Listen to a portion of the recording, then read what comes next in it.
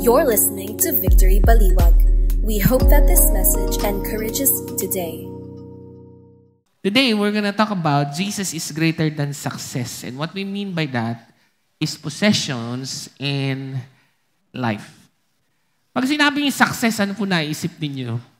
Possessions. Di ba? Yung possession, pwedeng marami. So, mahalaga rin yung possession. Pero may mas mahalaga pa ba sa possession? Buhay. Okay? Meron ka ba ditong katabing pusa? Pusa. Siya mambuhay niya. Hindi, di ba? Isa lang ang buhay niya. So, mas mahalaga yung buhay kaysa sa possessions. And somehow, possessions, we have one. Now, ito po, medyo na-confront ako noong 2 beses na. And again, wag niyo po akong i-judge. Okay? Sabihin niyo po, sabihin mo sa katabi, wag mo i-judge si pastor. Nung nasa South Korea po kami, merong Hyundai na 7-seater. Sinusundo kami. Kasi yung buong South Korea, pwede mo yung maikot sa ilalim, sa tren lang. Kaya nga merong Korea ilalim, tsaka Korea ibabaw. May buhay sa ilalim yun eh. Sa ibabaw. So somehow, para ma-experience namin, kasi kung walang maghahatid sa amin, hindi gumagana yung yung Grab taxi. Wala doon eh. So, train siya. So, kaya merong nagmamagandang loob. Sinasakay kami sa Korea ibabaw. Yan. Naikot namin kasi may nagdadrive. Alam mo ba, I kid you not, hindi po ako nagbibiro. Habang nagdadrive siyang ganun, sabi niya, Pastor, pag nagpaiwang ka dito, bibigay ko na sa'yo itong sasakyan na to. Huh? Sabi ko, teka muna. Kung kulang. Okay, may sasakyan din ako dito. Ang ibig mo sabihin, iiwan ko lahat yan. Paano yung mga anak ko? Nagmaganon na ako. Tapos sumisigaw yung mga nasa likod, mga kasama ko sabi, Pastor, kami na pong bahala sa sasakyan mo. May asawa ko, dalhin mo yung asawa mo. Yung anak ko, dalhin mo rin. Sabi ko, ayoko. Ginudge nyo na ako. Tingnan nyo South Korea na yon. Mas maganda daan doon. Ba't ko ba nasabi yun? Sorry. Totoo naman eh. Hindi na lang maganda, sobra pang organized. May kulay pa, ganun. Parang beyond na yun sa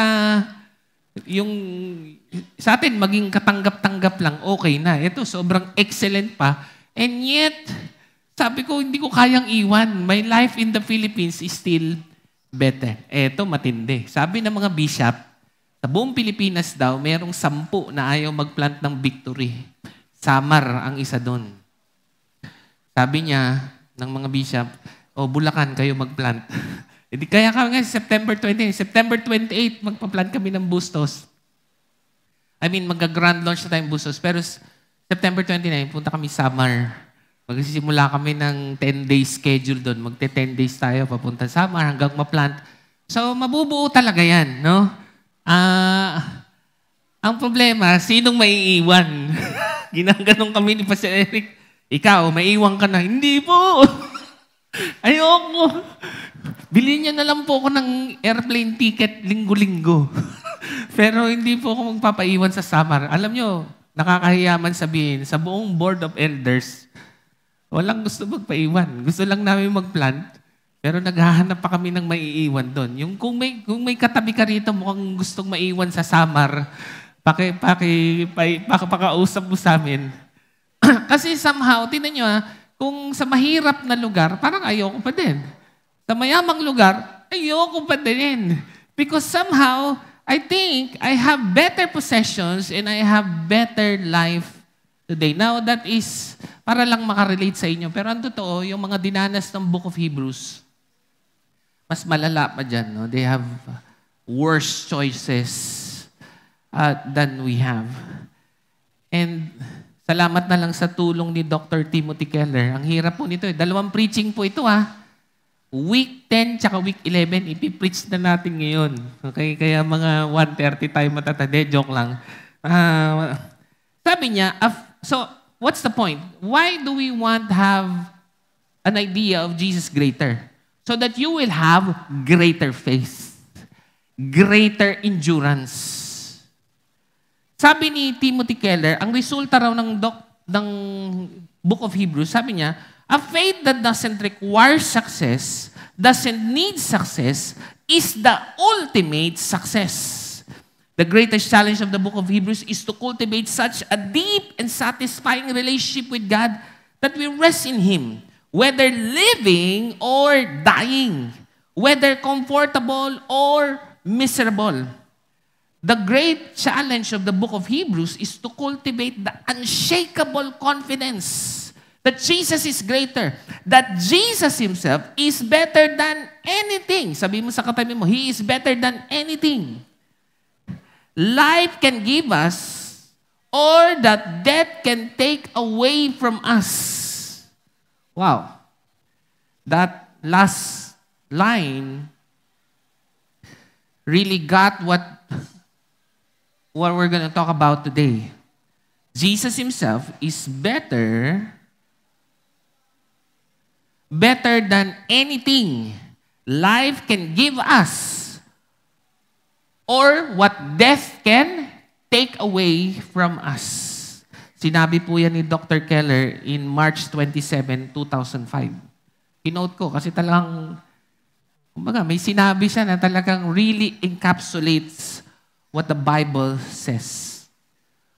So, if we have better possessions and better life, knowing that Jesus is greater, ano po ba yung resulta niyan? No?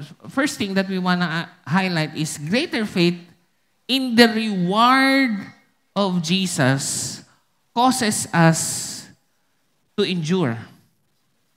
Now, long story short, ang reward talaga ay eternal life. Yun talaga. Kung nalilito man kayo pag sinasabing may reward, ano yun? So eternal life, ito, pag namatay ka, mabubuhay ka uli. Hindi lang, siyempre, kung may buhay ka, sa langit, meron ding eternal possessions. Nakita niyo po ba yan? May gamit ba sa langit? Meron. At kung nagagandahan kayo sa daan ng ibang bansa, mas maganda ang daan sa langit. Streets of gold. Hindi nasisira. So may reward. Now, your life is a gift, your possessions are a gift, but eternal life is a reward. Pag sinabing reward, this is a race. We need to endure to the end. Now, para malinawan nyo lang po, no? Para maging clear bago tayo maging theological. Kunwari, kilala nyo ba si Malabanan? Kilala nyo yun? Hindi nyo alam. Basta pagka yung hindi na nagpa-flash, yun. Siya yun, no? Nakalagay, magaling ang marketing nun, eh, no? Lahat ng poste, nakikikabit siya, eh, no? So, kunwari, nagtrabaho ka kay Malabanan. And again, we honor all jobs, but somehow, parang mahirap na trabaho yun, di ba? Ngayon, may nakita kang dalawang manggagawa. Yung isa ganado, yung isa, ano ba naman yan? Trabaho to, ganado. Yung isa po pala kasi, ang sabi, pag natapos mo yung 100 imburnal na yan, bibigyan kita ng $10 million.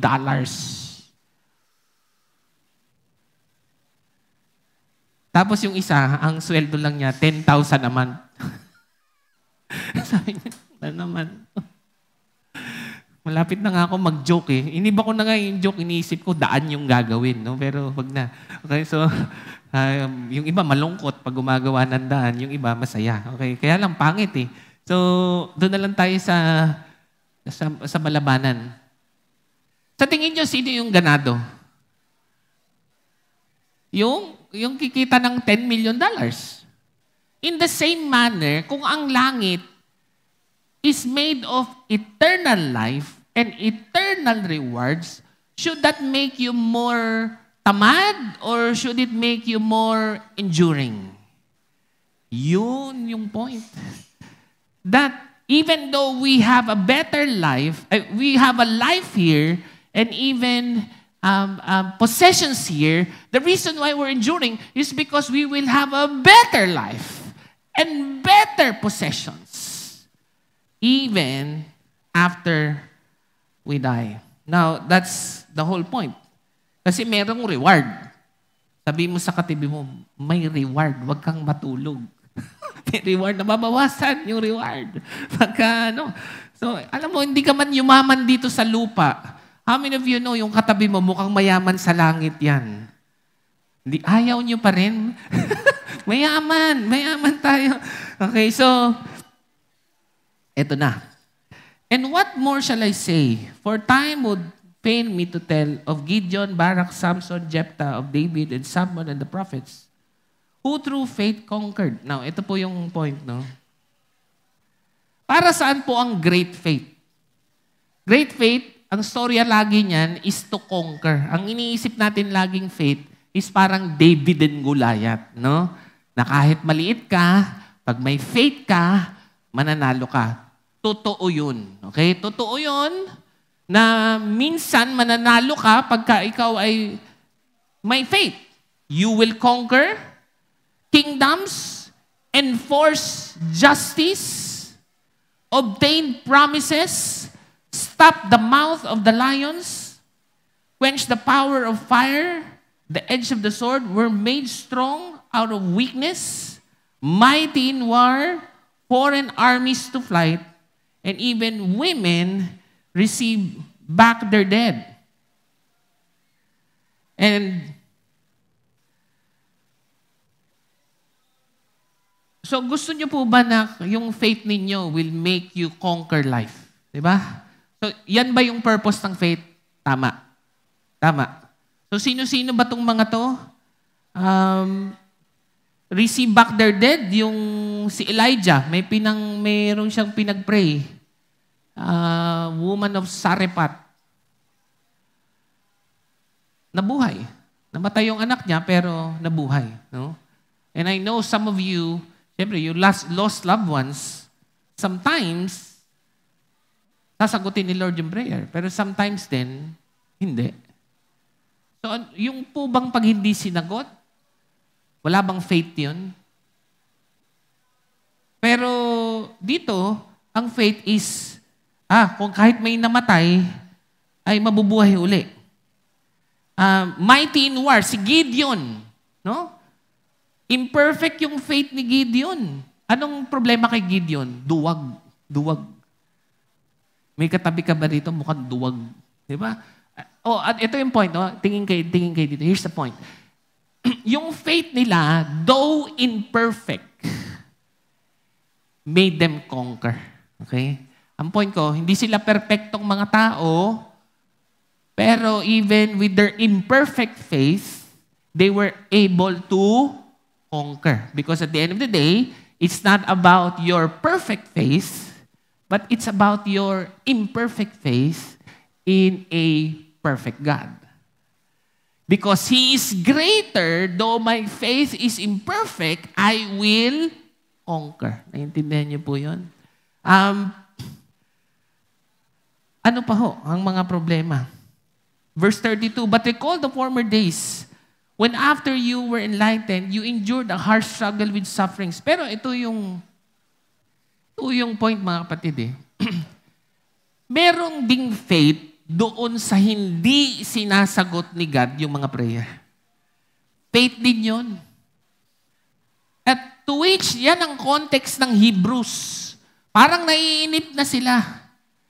Parang walang mangyayari sa hearing sa Senado. Ay, nasabi ko na naman. Parang walang mangyayari.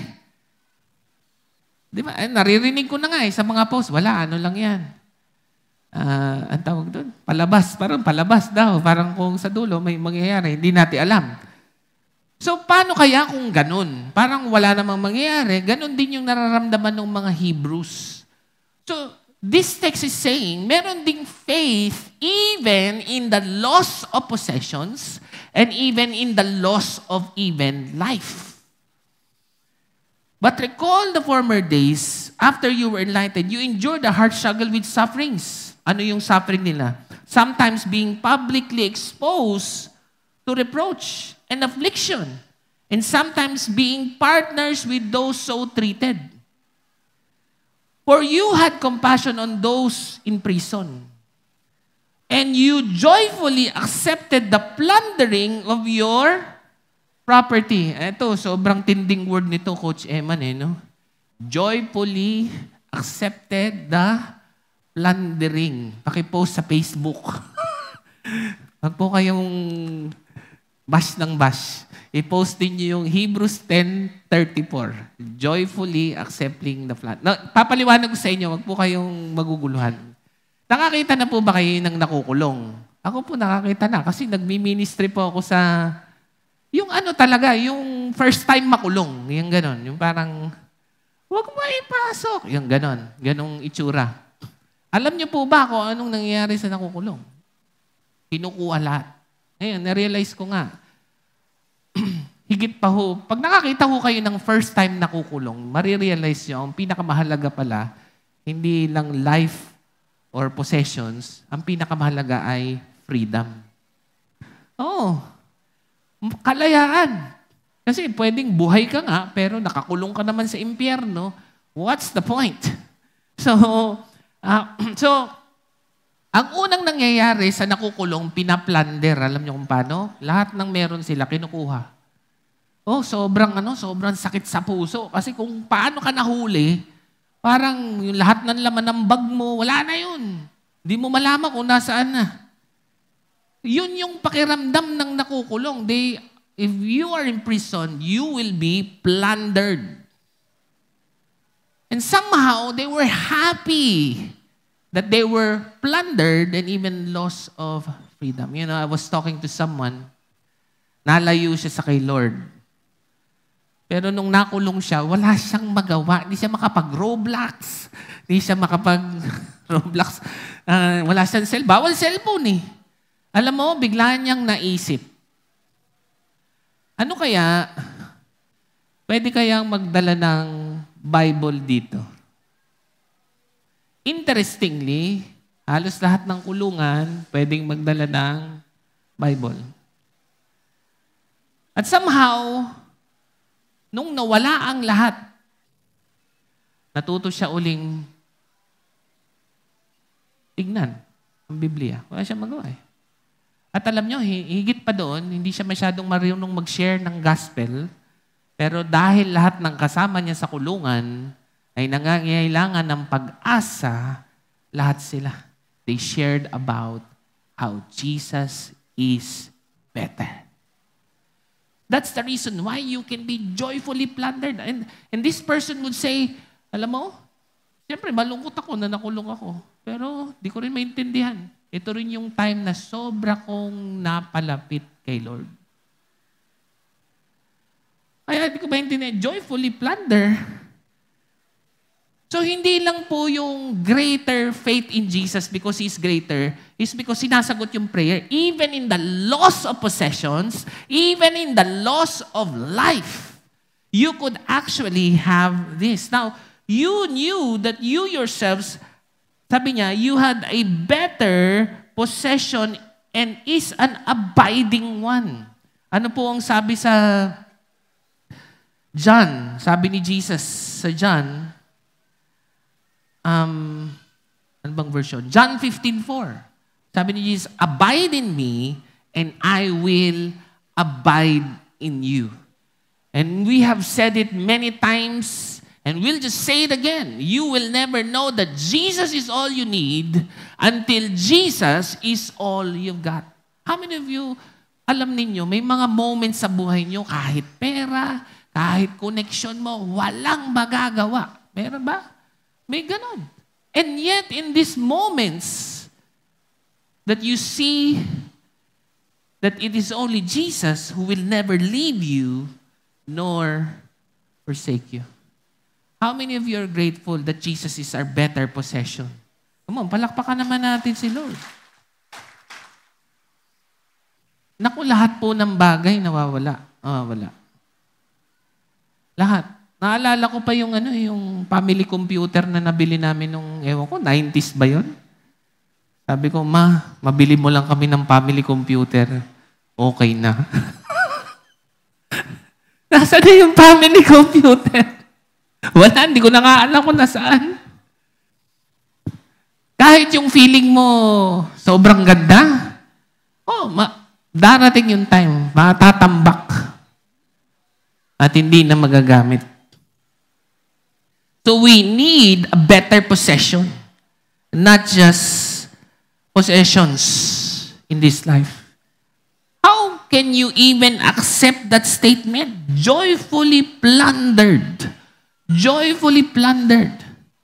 Somehow there is something in you that you treasure that no one in this world na makakapagnakaw sa'yo. Diba? Galit na galit sa magnanakaw. Pero ang totoo, wala na sigurong pinakamalaking magnanakaw kung hindi si Satan.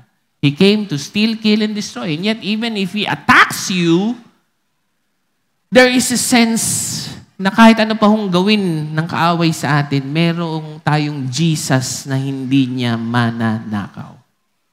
Come on, palakpakan natin si Lord doon. Alam niyo po ba kung bakit sinulat itong Hebrews 13? Kasi si Timothy, tingnan niyo to, basahin niyo itong verse. I appeal to you, brothers, bear with my word and exhortation, for I have written to you briefly. So ito pong writer ng Hebrews, writer ni Timothy. O bakit po ba kailangan ng writer? Kasi yung mga nakukulong, binubugbog. Parang si Paul, di ba? Binubugbog, kinukulong. So ang ginagawa ni Luke, dahil doktor siya yung gumagamot ng sugat ni Paul. At habang ginagamot siya ni Luke, sasabihin ni Paul, sulat mo to, sulat mo. Sulat. So si Timothy, nakulong din. Ganun na naman. Pero mo, leader, pastor nila yun. No? Parang siguro naiisip nila na si Pastor Timothy na disciple ni Pastor Paul, pare-parehas sila, hindi maganda ending sa buhay. Di ba nakaka-discourage yun? Kunwari ako, pastor, tapos may soundbed. May soundbed ba? Di ba? Siyempre tinitignan nyo, tinan mo si pastor, bait-bait na niyan, nagkaganyan pa. Mga ganon, di ba? Kaya sila sumusulat ng ganon kasi nga nakita nila si Timothy nakulong din. And by tradition, he was also martyred, si Timothy. Hindi na siya nagkaiba dun sa kanyang discipler na si Paul. Kaya sinusulat yan, tingnan ninyo, dahil ba naapi si Timothy, hindi na tayo naniniwala kay Jesus? Ito na nga yung sinasabing greater faith, na ibig sabihin, sige, nanalo ka sa buhay na ito, pero meron pa yung greater reward. I'll give you an example. No? Si Lazarus. Kilala niyo si Lazarus. Namatay, pero nabuhay uli. Maganda, di ba? That's great faith. Pero patay na rin si Lazarus ngayon. Ibig sabihin, kahit magkaroon ka man ng victory sa buhay na to, it will be temporary. Sinagot ni Lord yung pinag-pray mo nung prayer and fasting. Pero ang totoo, next year, may bago ka na naman yung pagpipray. Bakit? Yung mga victory sa buhay na to will be temporary. And I'm not saying na huwag tayong maniwala sa milagro, pero somehow, the victories that we have in this life should allow us to point people to an even greater victory. Kasi temporary lang po ito. Kasi kahit nga yung napakababait na sina Timothy, martyred. Parang ayaw mo nang magpastor.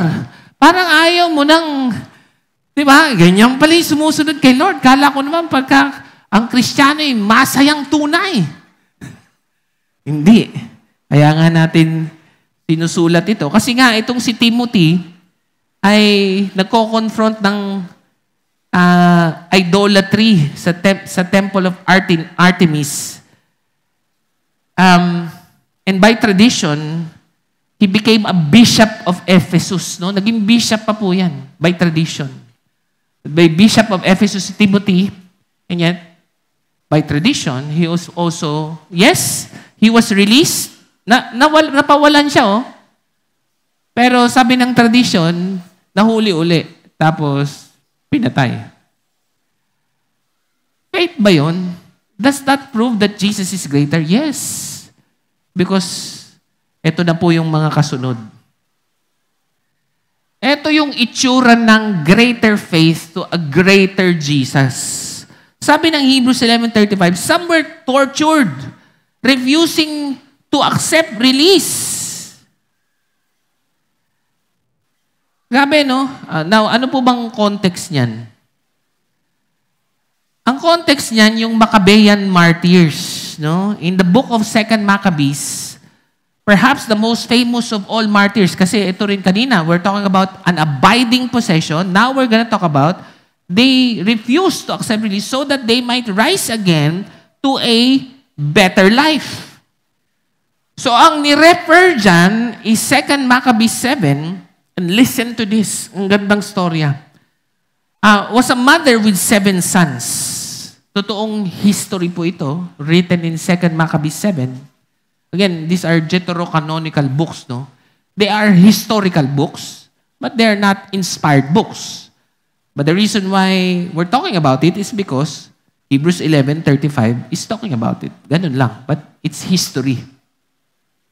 With 7 sons who were brought out into public before King Antiochus Epiphanes IV. Every single son was asked, will you disobey the law of God? Will you show loyalty to the king? And if he didn't, alam nyo, so ang nangyari, pumunta kasi sa Jerusalem. Tapos, itong 7 anak niya, nung babae, ay ayaw kumain ng baboy. Samantalang yung katabi mo, okay lang. Hindi, joke lang. Iba kasi dati, dahil ano nila yun it's their worship to God na meron silang tinatawag na kosher laws na pag sinusunod nila itong kinakain na to, they're honoring God. Sabi niya, inisa-isa niya yung mga anak niya. Okay, panganay, lapit, kakain ka ba ng baboy o hindi?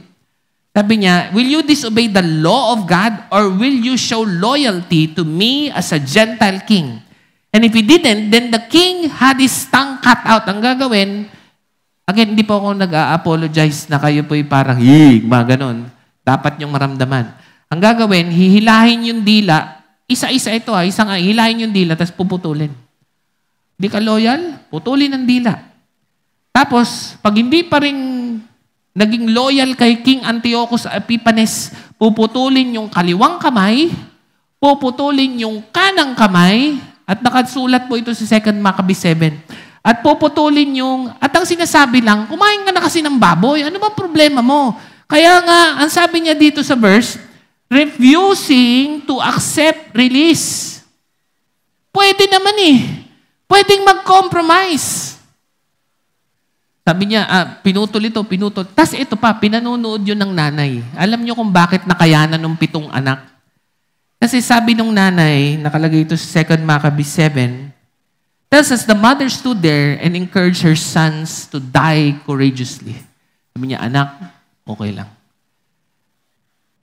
And here's how her mother did it. The mother encouraged each of them, essentially filled with the noble spirits. He said to them, it was not I who gave you life and breath. It was God who created the world, who gave you life, and who will in His mercy give your life back again, since you now forget yourselves for His sake. Sabi niya, alam mo anak, mamamatay ka. Pero pagka sinunod mo si God, ang Diyos na nagbigay ng buhay sa iyo, ang siyang magbabalik nito sa iyo. Kaya unti-unti tinanggal yung dila. At ito repeated 7 times. Hindi lang po yun. So, dila, isa-isa. Basta umano lang siya na, ayoko na, sige na, susunod na kami. Paa. Tapos, ang dulo, hindi pa papatayin. Ang gagawin, susunugin. Parang lechon. Lilitsunin. Now, tapos papunta naman yung pangalawang anak, nakita mo yung nangyari sa kapatid mo.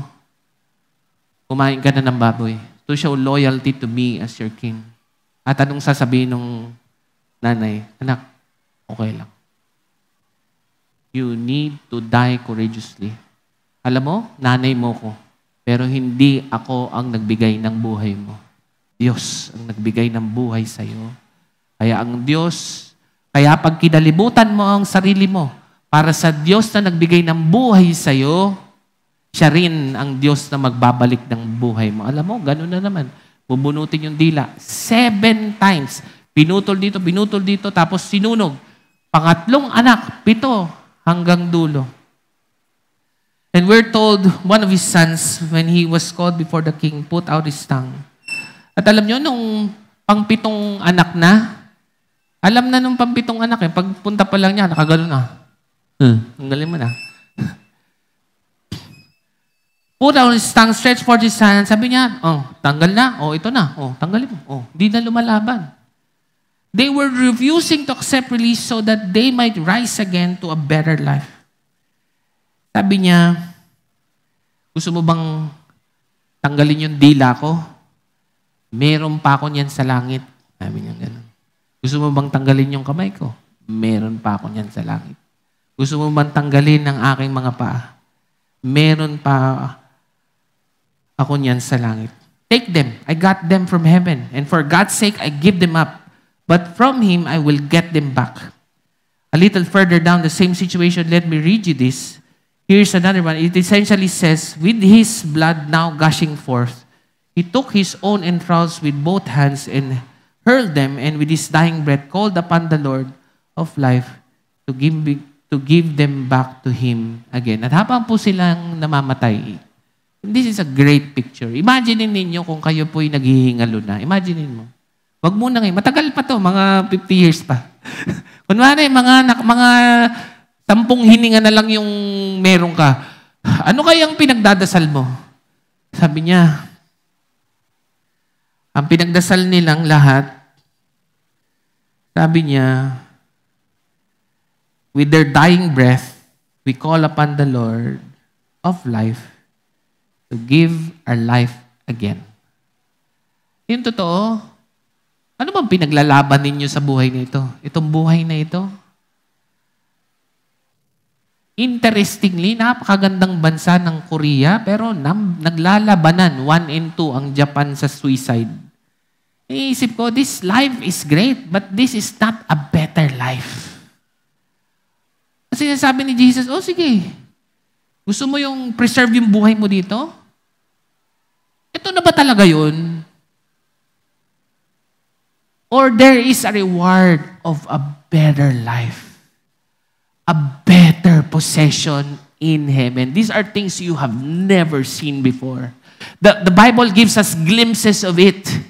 Diba? Sabi rin ng Ephesians 3:20, diba? Beyond, more than you could ask or imagine.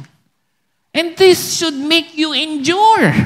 Kamukha lang nung nag-iimburnal na kung yun pala yung reward, though nawawalan ka ng possession, though nawawalan ka ng buhay, you will endure to the end because of your great faith in our great God, because He has great rewards for all of us.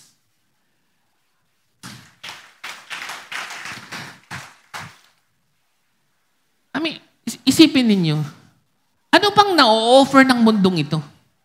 Ano? Sabi ni C.S. Lewis, if you find in your heart things this world could never satisfy, it could be that you are made for a better life, for a better world. Kung meron ka daw mga kagustuhan sa buhay mo na hindi mo makita sa mundo, siguro wala talaga dito yun. Kaya, you wanna endure for a better life.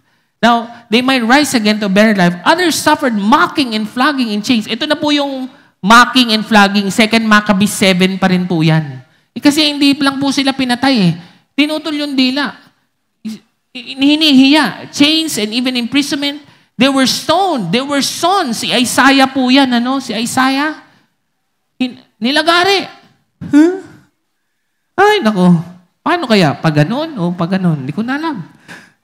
They were killed. Isipin ninyo, bakit sila pumapayag ng ganun? Pwede naman nilang sabihin, sige na, hindi totoo yung Diyos namin. Hindi nga eh. And they were killed with the sword. They went about in skins, sheep, and goats, destitute, afflicted, mistreated. Si Elijah yan. Si Elijah, di ba, parang, hindi siya pasyonista. Di ba? Ang damit niya, mukhang mahirap. Okay?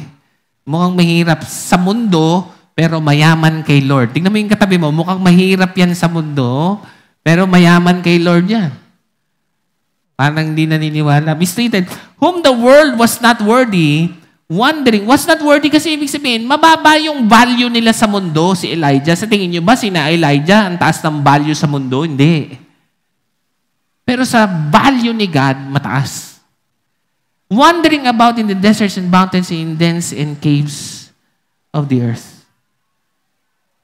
Therefore, do not throw away your confidence. Ano po ba yung throwing away your confidence? Walang mangyayari dito. May mangyayari. Greater faith in Jesus will have greater rewards in this life and even in the next. And the great reward are better life and better possessions. Do not throw your confidence, which has a great reward. For you have need of endurance, so that when you have done the will of God, you may receive what is promised for yet a little while, and the coming one will not delay. Alam niyo ba ba't sinabi yan ng Hebrews? Kasi mamamatay na sila eh. Nagpapapetiks-petiks ba si God? Pressured na sila. They are gonna lose their life. And yet the Lord is saying, hindi ako nahuhuli. I will give you your rewards if you do what I ask you to do. Kinuha pa niya yan sa Habakkuk 2. And it speaks about, yung hindi na de-delay ang better life, ang better rewards. And the Lord answered me, write the vision, make it plain on tablets so that he may run who reads it. For still the vision awaits its appointed time. It hastens to the end. It will not lie. If it seems slow, wait for it. It will surely come. It will not delay. Sabi mo sa katabi mo, hindi na de-delay si Lord. Hindi na de-delay. He will give you your reward. Better possessions, better life in this life, and even in the next. Paano po yan nagagawa? But my righteous one shall live by faith, and if he shrinks back, my soul has no pleasure in him. But we are not of those who shrink back and are destroyed, but of those who have faith and preserve their souls. Interesting po itong word na shrink, no? Sabihin niyo po, shrink. Shrink comes from the Greek word hyposteletai, which means to withdraw. So yung mga Hebrews, ganun na sila. Pabihira pala, mamamatay pala tayo rito. Mag-withdraw na lang tayo. To shrink back. And interestingly, ano pong tawag sa therapist, no? Anong tawag sa therapist? Shrink din. Weird nga yun eh. Ano pong ginagawa ng psychologist pag kinakausap mo? Pinapaliit niya yung problema mo. Kasi kaya ka nga nagpunta sa therapist kasi feeling mo, laki-laki ng problema mo. So somehow, the therapist would say, ito yung perspective. So somehow, the effect would be, your problem would shrink based on the perspective of the psychologist.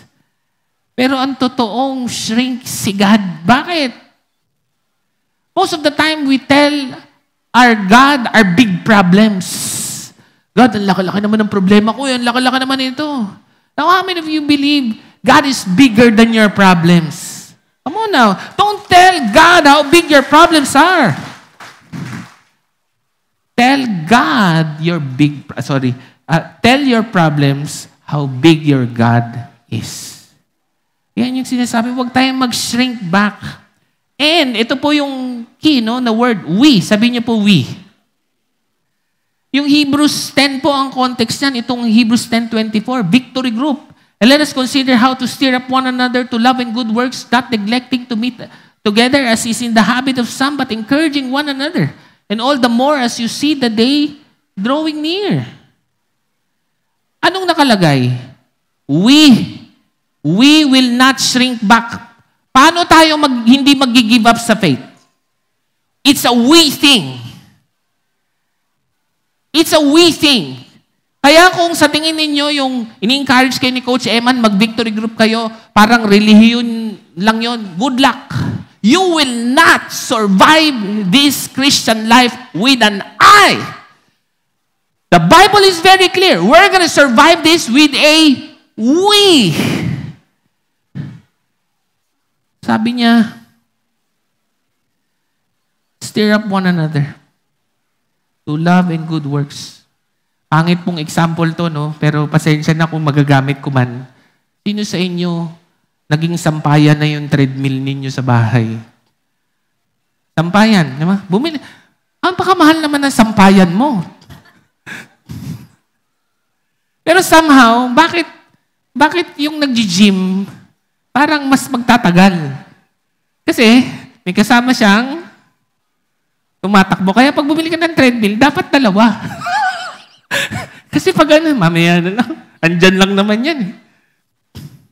We are stirring up one another to love and good works. 5 minutes na lang. Huwag kayong mag-alala. Nakatipid kayo ng oras dito. Kasi hanggang next week to, tapos na tayo eh. Better. Ngayon, ang topic, better possessions. Next week is a better life. How to get greater faith in Jesus. Ito na lang naman po yan. No? Sabi niya, in all these things, documented through their faith, did not receive what was promised. Ano po ba yung promise na hindi na-achieve ng Old Testament? Eternal life. Oh. Nabuhay man si Lazarus, patay na siya ngayon. Ang hindi nila nakita, yung namatay na buhay at hindi na namatay uli. May nakita kayong ganon? Wala pa. Si Jesus lang. Kaya kung nakita nyo, sila nga hindi nila nakita kay Jesus yun eh. Tayo, nakita na natin. Ang tawag nga, bakit po naging Sunday ang simba? Mula sa Sabado. Kasi si Jesus nabuhay ng Resurrection Sunday. And that is what is promised, that even if you will not give up in your faith, you will have a better life, better possessions. Higit pa sa mga luxury cars yan. Hindi makukuha ng customs. Since God had provided something better for us, that apart from us, they should not be made perfect. Wala pa silang nakitang namatay na buhay at hindi na namatay uli. Tayo meron. That should make us endure. Till the end. Sabi po ni Dr. Keller, every death will lead to a resurrection. Every sorrow will be turned into gold. Oh, that's Dr. Keller, but I think it's very biblical. Very biblical.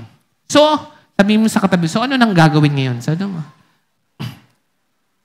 ito ang magandang salita, no? And as I call the music team, sabi mo, therefore. Therefore. Sabi ito yan, no? God has provided something better for us that apart from us, they should not be made perfect. Therefore, since we are surrounded by so great a cloud of witnesses, let us lay aside every weight and sin which clings so closely. Tingnan niyo po, bakit po ba tayo nagkakasala? Gusto natin ng mga possessions at mga buhay na hindi nyo naman nakikita sa langit. Why do you want things that you lose? Why? Why do you want things that you lose? Why? Why want things that you lose? We should pray and endure for better possessions and even a better life. Yung sin dahil yan po sa lesser life. Yung sin dahil yan sa lesser possessions. Cling so closely and let us run. So kung tayo po may better life, may better possessions, what shall we do? We will run with endurance the race that is set before us. At sino yung proof na merong bagong buhay at merong bagong mga ari-arian? Si Jesus lang. Siya yung nawala ang lahat, pero may buhay na walang hanggan. Look to Jesus. Yun yung takbo. Ano yung nakikita mo? Si Jesus. Siya yung may eternal life. Looking to Jesus, the founder and perfecter of our faith. He starts your faith. He will end your faith for the joy that was set before Him. Endured the cross, despising the shame, and is seated. Seated. Sabihin nyo nga po, seated. Bakit po nakasit? Kasi tapos na. Napatunayan niya na. Nabuhay siyang muli. You have a better life. You have a better possession. You're just gonna have to run this race with endurance at the right hand of God and at the throne of God. Niisip ko nga si Jesus habang nakapako, sabi niya, the joy that was set before Him, endured the cross. Bakit po ba nag-endure si Jesus? Kunwari, ikaw si Jesus, nakapako ka. Sinong nakikita mo? Roman soldier, mga disciple na takot, mga taong pinagtatawanan siya. He endured the cross for you. And now Jesus is asking, endure your life for me.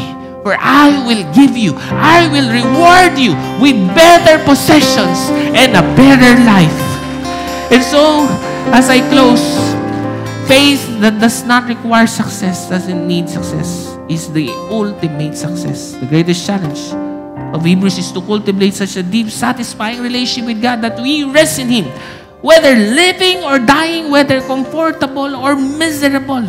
The great challenge of the book of Hebrews is to cultivate that unshakable confidence that Jesus Himself is better than anything, than anyone this life can give us, or even death can take away for us. Jesus is greater than success, even possessions and life, because He gives us a better life and better possessions. Amen? Why don't we all rise up and let us pray? Let's bow our heads and raise up our hands and just begin to thank the Lord in advance. In my house are many rooms. If that were not true, why would I have told you? And so just begin to thank God in advance for your better possessions. Lord, salamat kung lahat ng mga hinihingi namin ay ibibigay mo na sa buhay namin ito. Pero higit sa lahat, meron pa po kaming higit pang mga kayamanan sa langit. Lord, you will provide for us today. You will provide for us tomorrow. You will provide for us in all eternity. You di ka po magpapabaya sa amin. We will never be in love with money. We will forever be in love with you. Lord, salamat po sa aming pamilya. Nabibigyan mo po ng kalakasan sa buhay na ito, maging sa buhay na walang hanggan. Lord, sa amin pong mga future hopes, hindi lang po ma-promote, hindi lang po magkaroon ng magandang buhay, pero magkaroon pa po ng buhay na walang hanggan. Lord, we surrender to you, Panginoon, all our worries and our circumstances so that we will look to you, Jesus, and run the race with confidence. In Jesus' name, amen and amen. In the power of resurrection, in the sharing of suffering, to be shaped into your image. I want to know you, I want to know you. In the parting of the waters, in the fires of the furnace, in the shadow of your refuge. I want to know you, I want to know you. In the days of revival, in pursuit of the broken, in the glory of your purpose. I want to know you, I want to know you. In the pain, in the waiting, in the fight, the straining, until there's just one thing remaining. I want to know you, and I know I don't deserve this. Only you make me worthy, so I keep reaching over for you. There's no treasures or trophies to compare with your glory, so I keep reaching over, and I know I don't deserve this. Only make me worthy, so I keep reaching over for you. There's no treasures or trophies to compare with your glory, so I keep reaching over for you. Amen, Lord. That is our desire. There is no treasure or trophies that will compare to your glory. And let us na matulungan po ito kami to run our faith with endurance. In Jesus' name. Now, we'll send you out with a blessing from Hebrews 13. Ito po yung nakalagay. Last, na po yan? Last ng verse. Ayun, no? Amen. Di ba? Nakita nyo? It's a benediction. Why don't you raise up your hands And I will speak this blessing to you. Now may the God of peace, who brought again from the dead our Lord Jesus, the great shepherd of the sheep, by the blood of the eternal covenant, equip you with everything good, that you may do His will, working in us that which is pleasing in His sight, through Jesus Christ, to whom be glory forever and ever. And everybody say, Amen and Amen. God bless you. If you want prayers, I'm here to pray for you. See you next Sunday. Thank you for listening to Victory Baliwag Podcast. Follow us at Victory Baliwag on Facebook and YouTube for more details as we honor God and make disciples.